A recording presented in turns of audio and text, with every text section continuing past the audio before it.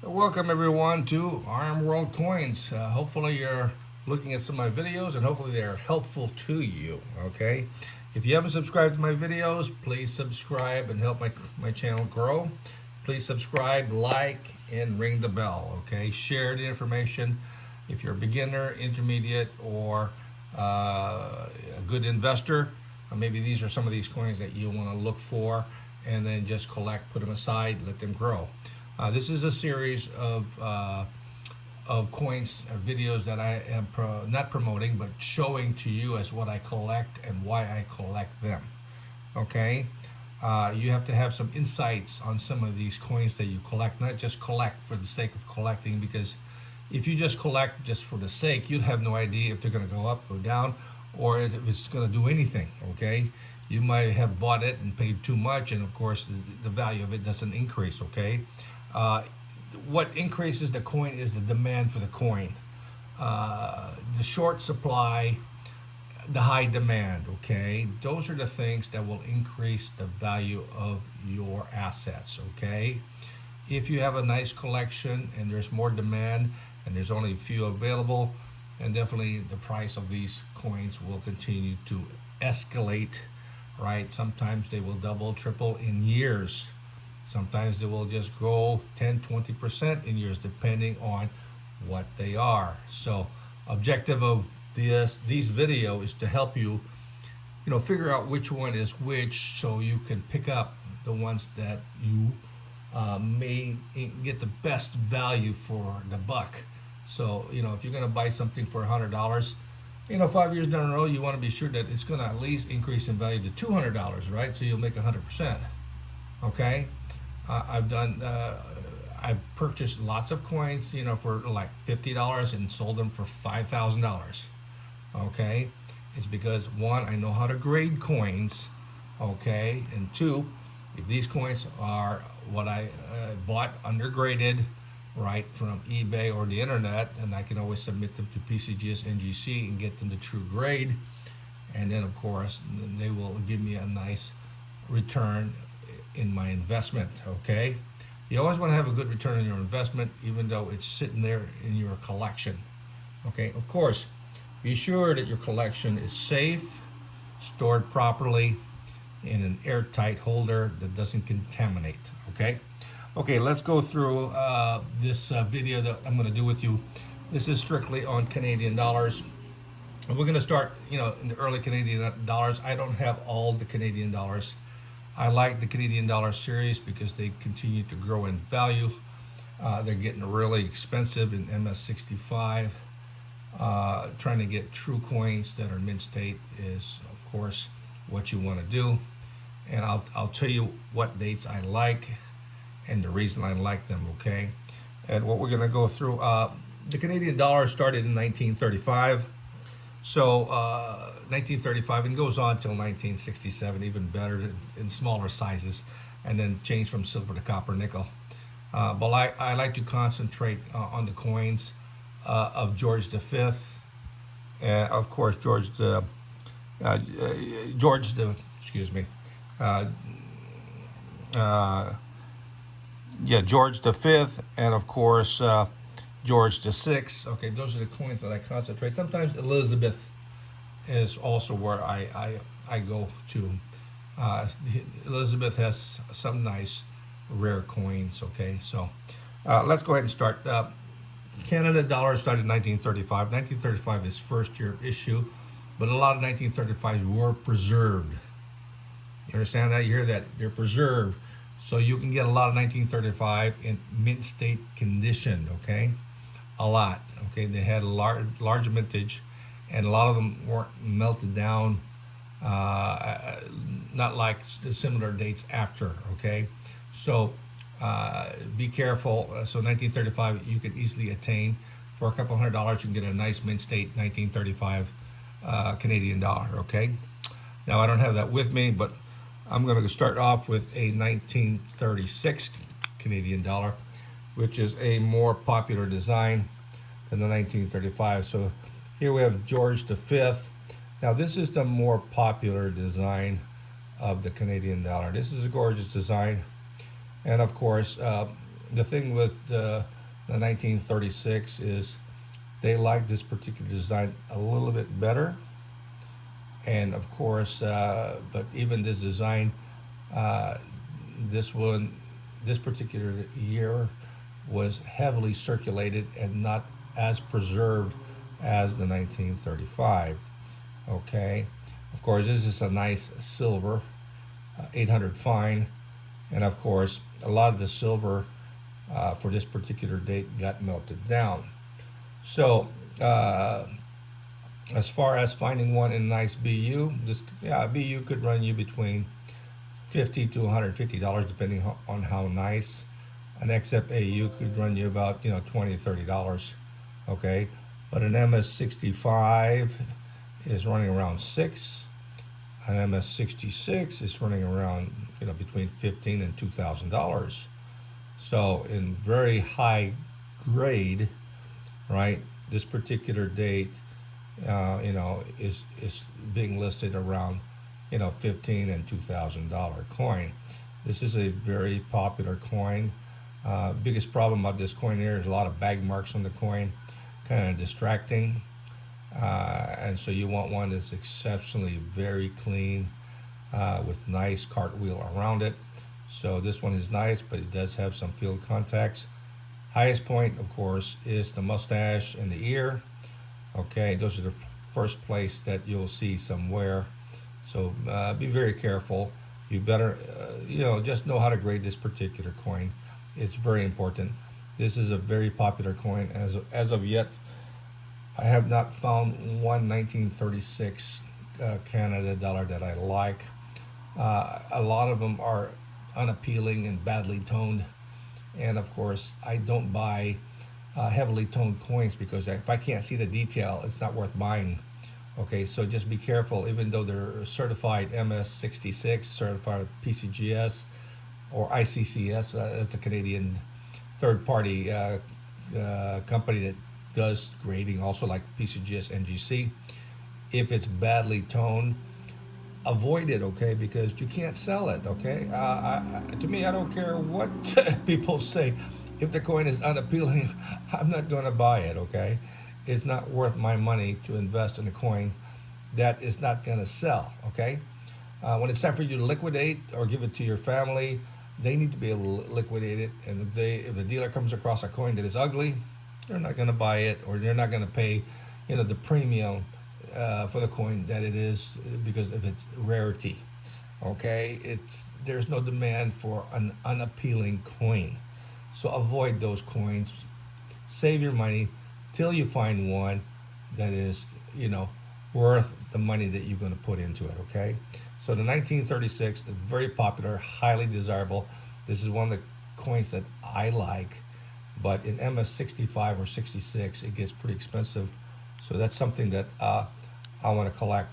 And of course, the canoe and the frontier and the Indian rowing, very important. And the thing about this coin here is normally the center is weakly struck. You don't see the horizontal line that goes across the canoe. So just be aware what the strike is, but you can get some nice, fully struck coins. And the other one that is fully struck is the specimen coin. If you're not familiar with a specimen coin, it's similar to what you call a U.S. proof coin. It is specially struck, high detail, and of course they only made like between 10 and 100 coins, depending on the year, and they cost thousands of dollars. I just saw one on eBay that is graded specimen 67, and it's listed for $20,000. Okay, definitely there's only a few in that grade. Probably it's the only one in that grade. Okay, but then again, you're buying an extremely rare coin or specimen.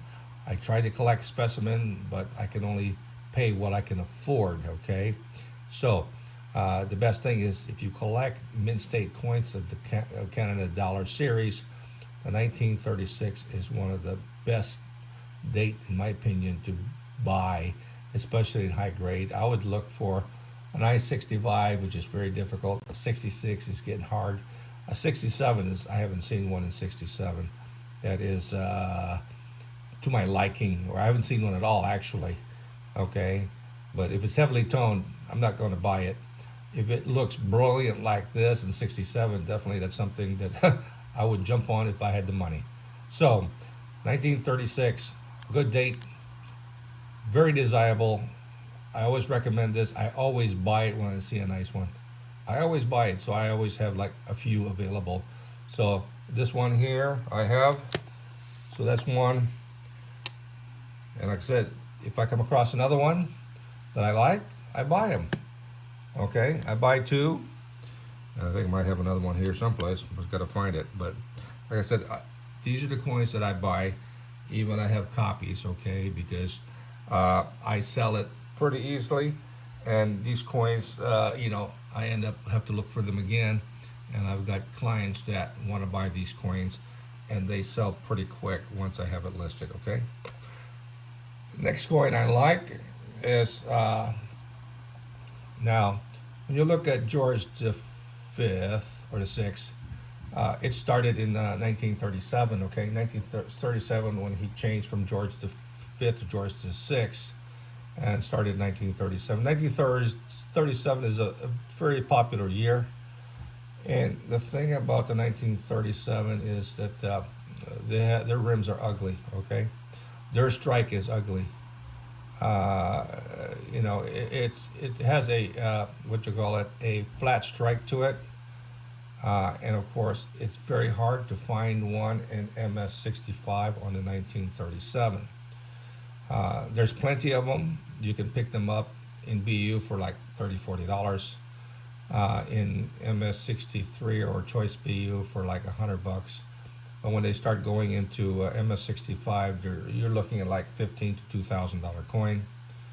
And of course, the problem is with 1937 and of course 1938 is the rims are not full strike. It is weakly, broadly struck, which is ugly, in my opinion. And the only ones that are fully struck are the specimen coins. Again, as I mentioned, the specimen are similar to a proof coin that the U.S. has. And of course, limited number of like 20 to 100 coins. And of course, high grade is very expensive. It can run a couple $1,000s to $5,000. Okay, so the 37 is good in MS65, readily available in any grades lower, so you can pick it up easily. But the 65 or better is extremely hard. So, and of course, many of these coins got melted down also, but they were also saved being the first year of issue, okay? So realize that. This one here, what we're looking at is 1938. Key date, mintage on this one here is around 80,000 coins, okay? So it's a very small mintage compared to 1937. Nice full luster is what you want to get. Even the MS65, they look like they have surface marks on them that, in my opinion, are not 65, but third-party grades it. What can I say? To me, I just like what I like, and I like high-grade coins. This one here is better than most. This is even better than some of the MS65 that is certified by NGC or PCGS, or even ICCS. And this is the key 1938. This is a very nice coin for 1938. Nice full luster, nice face. Normally you'll see bag marks all over the face and all over the fields on this particular date. So this is a very popular date. And of course you got, the canoe. And of course the high point is the center line on this one here. So you be sure you're looking at that horizontal line going across the canoe. That is very important on this, and its full mint luster is what you want to get. So this was an MS65, 66. We're looking at a $4,000 coin, okay? But in my opinion, if I send it to NGC, PCGS, hopefully I'll get a 65, maybe a 64 minimum. If I get a 65, I'm going to be happy. If I get more than 65, I'll be definitely ecstatic on that particular grade. But this one also is silver, was melted down also a lot, heavily circulated also. So extremely rare in mint condition, okay? So the key thing is it's rare in high grade 64, 65, 66, okay? Extremely rare as a specimen. Specimen, this could run you around $10,000 in 65 specimen, okay? So, if you come across a specimen, you'll know why it's expensive in a specimen, since they only made probably less than 50 coins, okay? The Mint doesn't know exactly how many they made. I wish they kept better records on what exactly the numbers are, but it is very, very small. Okay, just like the U.S. proofs and the Morgan dollars or peace dollars, they're only limited to a very small number of 100 coins or whatever, or less than 1,000 coins in the Morgan dollar series. And of course, they were all impaired because they were improperly handled and not properly stored. Okay, so do your due diligence if you like the 1938, which is I recommend is a key date, and it continues to increase in value, and I think it will continue to increase in value, especially in MS 64, 65, 66, probably could double easily. Okay, demand is there for this particular date. Okay, very popular date, highly desirable for the 66, for this 1938 in high grade. The next one I want to talk about is this guy here. This guy here is also George V. This is the 1939, and like you look at the rims on this thing, it's broadly struck, which is really to me not appealing. It's unappealing. I like full square rims, denticles on the coin. But then again, like I said, this one here, 1939, is softly struck. Now this is a special edition of the Parliament. This one here is extremely nice compared to all the 1939 that I've seen in MS65. And this one here has nice full bloom luster. Normally you'll see this coin heavily circulated. Bag marked vintage on this is pretty high in the millions. But when you get down to uncirculated 65, you can pick it up for like $400 in MS65. 66, 67 is still rare to see. So I haven't seen a 66 or 67 on a 1939 coin. Okay, I do have a specimen in specimen 66 mirror on this particular date, and I have it listed for about $6,000. Okay, so a specimen has only a mintage of only probably less than 50 coins, and with a mirror with a fully struck rim, not like this broad struck rim you'll see here on the normal circulation coin. On the reverse, you'll see the Parliament. Again, very beautiful coin, nice coin. This one here, exceptionally very nice with not too many distraction. The thing about some of these coins, you have to look at the full steps on the Parliament. Okay, normally it is weakly struck, and so that's the first high point in the coin is the step, and it'd just be a blob. Okay, so no steps. So this one here is nice. You want to be sure you get a nice fully struck coin. Be picky if you have time, okay? But when you get down to an MS65, like I said, be choosy, be sure it's brilliant, appealing, and not heavily toned, as I've seen so many that are ugly. I wouldn't even buy them, okay? So be careful, buy the right coin. So that is four of the nicest coins that you can pick up, or three, the 36, the 38, the 39. And the next one we're going to go to is getting into the really rare ones here, which I like to collect all the time.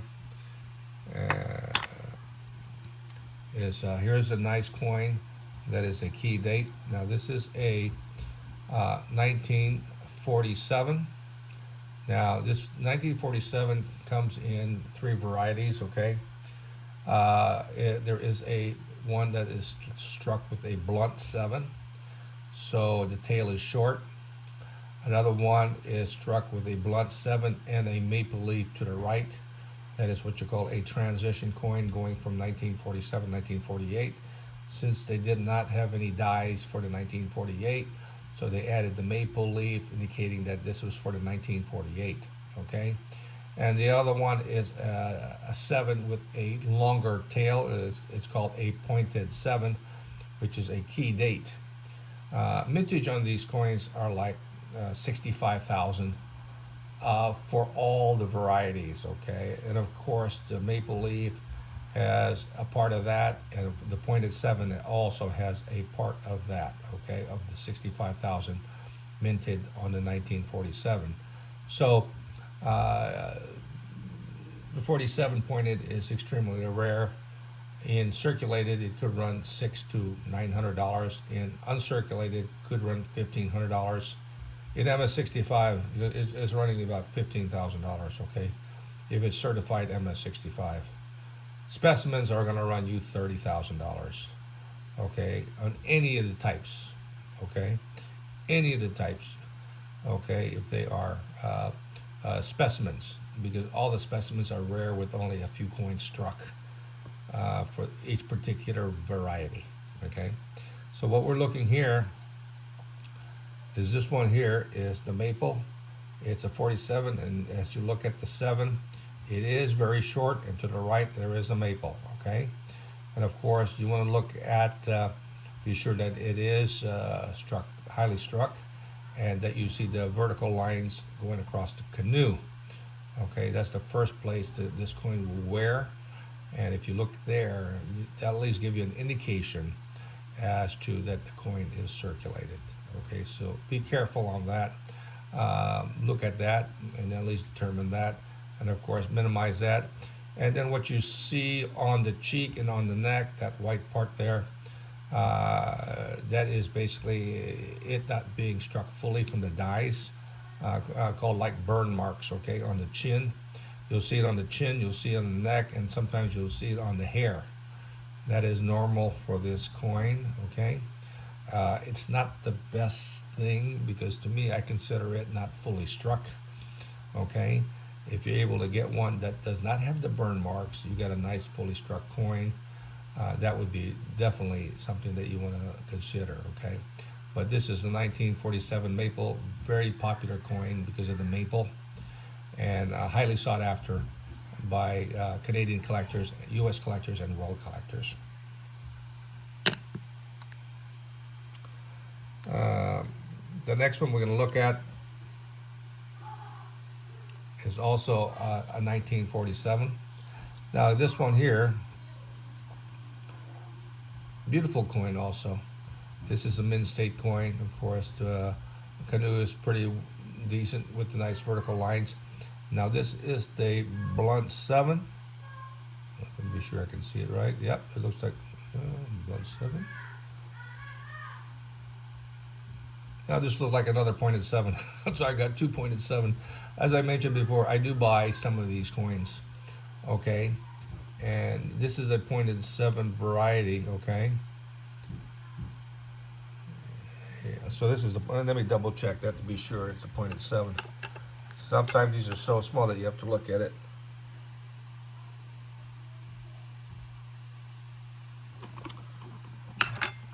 Correction.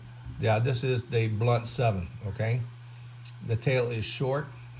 Like I said, as you get older, your eyesight, got to be careful what you're looking at. I have to use a 10x or a 20x to look at that 7. Be sure that the tail on it is short, and it is a short tail.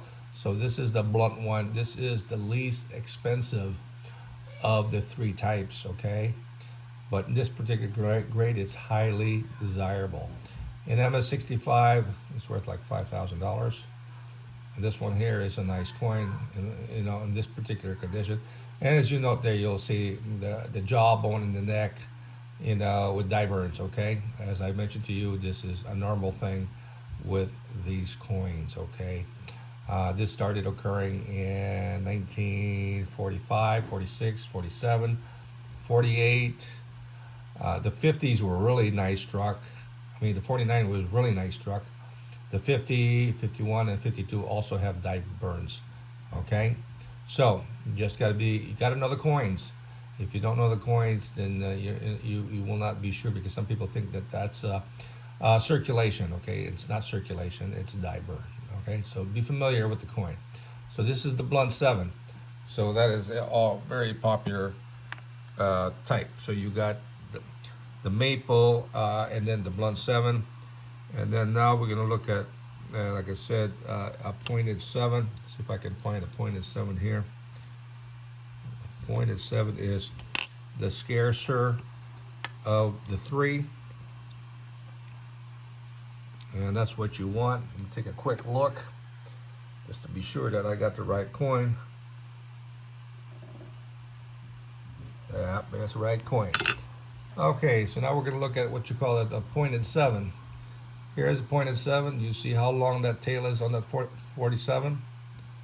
Okay, so this one here is the key of the 3 coins, okay? This one here probably has the smallest mintage and has the smaller survival rate in high grade.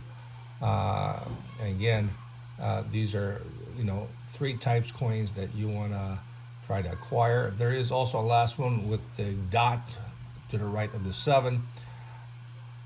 That to me is not a major variety because one, it's not listed in the catalog.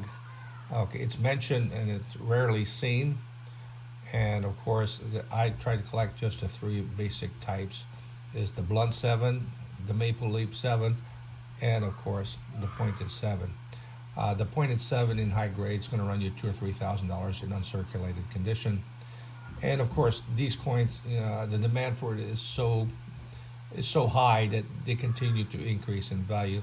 So you're not going to go wrong when you decide to purchase any of the 3 varieties on these particular coin. I like them. I buy as many as I can afford it if I do come across a nice one. Even a circulated one I buy because it is a coin that is required or is needed for their collection if they're collecting the series. And this one here is a very nice coin. And noted here that the dye burn on the cheek and on the neck is not as heavy as on the other coins, but it is still there. Okay, so again, this is a very nice popular coin, and a lot of these coins are you're going to see in like proof-like condition. Okay, I don't see too many with full luster on these coins. So I mean, I'll see the luster in the 35 through the 39. The 45 have proof-like all the way to the 1952s. Okay. So a lot of them do not have luster in their field, okay? So just be aware that that's what I'm telling you. They don't have luster, okay? They have proof-like fields, so they're more appealing. And of course, if they're proof-like fields and they've got field marks, they'll be more seen easily, okay? So again, the 3 coins, the 3 types of the 1947. Definitely a very nice coin type you want to get. If you want to collect just the 1947, the blunt, the maple, and the pointed 7, you have a nice typeset there, okay? Hopefully you like this information on some of the key dates I like on the Canadian dollars. I will have also information on the 45, 46, 48, 49, and of course I'll have more on the Canadian dollars in my series of recommendations if you collect Canadian dollars. Hopefully you like this series of videos. This will help you out. This will help you grow your collection, know what to collect, what you need to know per date, so you can be smart in what you're going to buy, put your money in. Okay. Hopefully you like this information. Please subscribe, support my channel. I'm building it up. I will have like maybe 10, 20 videos in the next couple of weeks. So subscribe, hit the bell so you'll get notified, and hopefully just like the channel and share it. Okay, and hopefully this helps you out as you continue as a collector. Enjoy the hobby, right? Gain some good knowledge, and pick up some nice coins for your collection. Till next time, this is RM World Coins. Take care.